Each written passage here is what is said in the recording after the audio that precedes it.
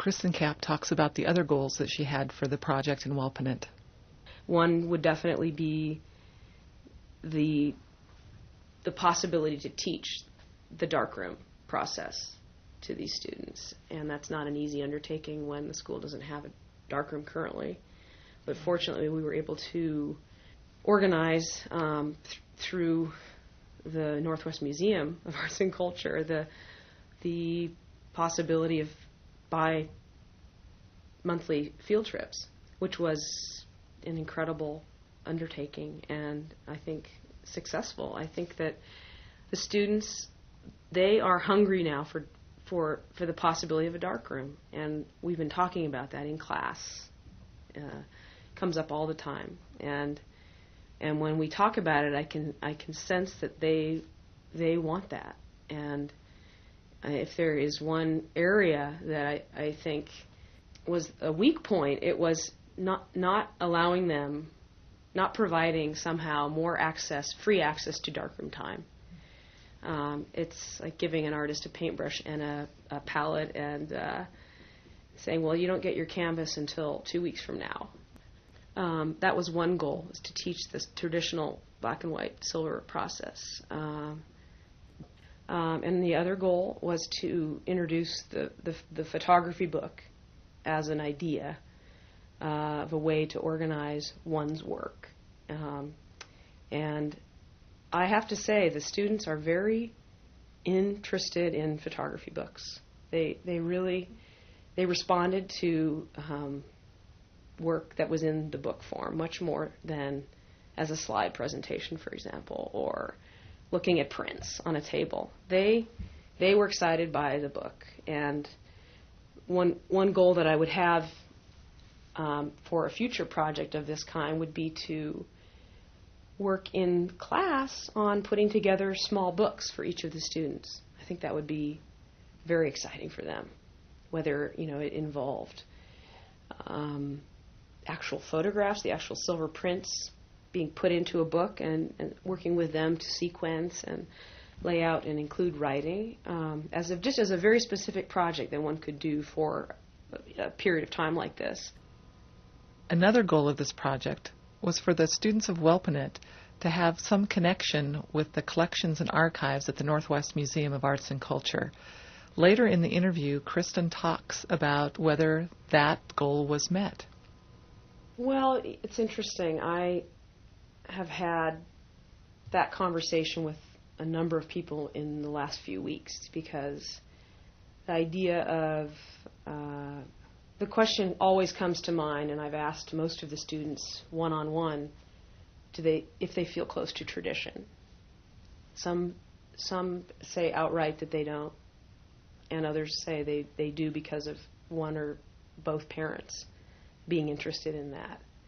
When I say tradition, obviously I mean their heritage is, either full-blooded Spokane or part Spokane Indian, or whatever connection they feel. It usually comes from one parent or a little of both, but there always seems to be one person that has influenced them and made them feel either that responsibility or that love of their heritage. I think that the limitations are obvious when you take a group of students from Wellpinit High School on the Spokane Indian Reservation for a 2-hour field trip into Spokane. They have very limited time. They're somewhat distracted, and they have an opportunity to walk through the collections, and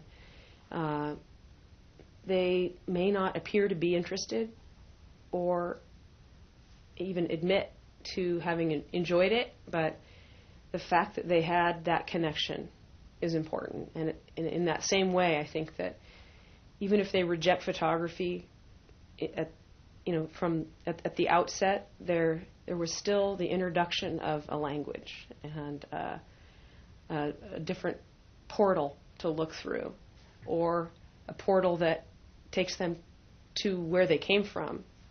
They may or may not admit to being interested in that now, or actually be interested. The fact that there's a connection that's being attempted is, I think, hugely important, because if there isn't that possibility, then it really will be lost. I'm sure many of those students saw objects in the collection here that they have never seen, and they may never have a chance to see again. But there will be those that do, and even for those few people that revisit that culture, it will have been worth it. So I think that's the success to, the logistics of bringing these kids into this environment. Most of them had never been to the museum. In fact, I don't think one of them had been to the MAC, and that tells you a lot. That's the closest reservation to Spokane, and the city of Spokane, and it seems to me there should be more movement there between those students who are the next generation and what there is for them to see and learn about their own culture. But again, going back to a conversation I had with one of the elders this last week, Pauline Flett, who is the elders of the Spokane tribe, and she's not the only one that said it. You can't force any of the young people to be interested. If you come on too strong, they turn the other direction. And I don't think that over the period of these last 3 months with these field trips, going back and forth between the darkroom and the various activities that have been wonderful for them to do, I don't think that we have come on too strong. I think that there's been a soft touch and that possibility, and I think that those that are open to it will use it in a way that is meaningful. And they know it's a special opportunity, but they don't know what to do with it right now. That's basically how I see it. They'll figure it out. They're 16, they're 17. They have a lot to figure out, and this is one of those things. This is part of that complicated tapestry that I hope figures in later when other things are happening in their lives later. Finally, Kristin Capp talks about the lasting results of her artist-in-residency and how students in other tribal schools could benefit from a similar photography project. Again, the results of doing something of this nature that, for me, is a first. I think there will be a kind of delayed gratification for maybe most people involved. But on the other hand, there are really tangible results that I'm seeing when I'm in there looking at their contact sheets and their prints. They're showing themselves what they're seeing. They're showing their friends. They are representing their world, and to me that is valuable. But to answer your question, I do think that this is a kind of project that has a possibility to touch a lot of different groups of students in similar environments. It's something I can visualize doing on the Colville Reservation, on the Kalispell, and the Coeur d'Alene. I just think that photography has a kind of touch, a breadth to it that is interesting to students. It gives them an opportunity to express, and it also connects to other visual art forms and just the creative process. And I think that is a liberating thing for people of that age who have no other outlet for that. So I know from my own experience that is a very powerful thing.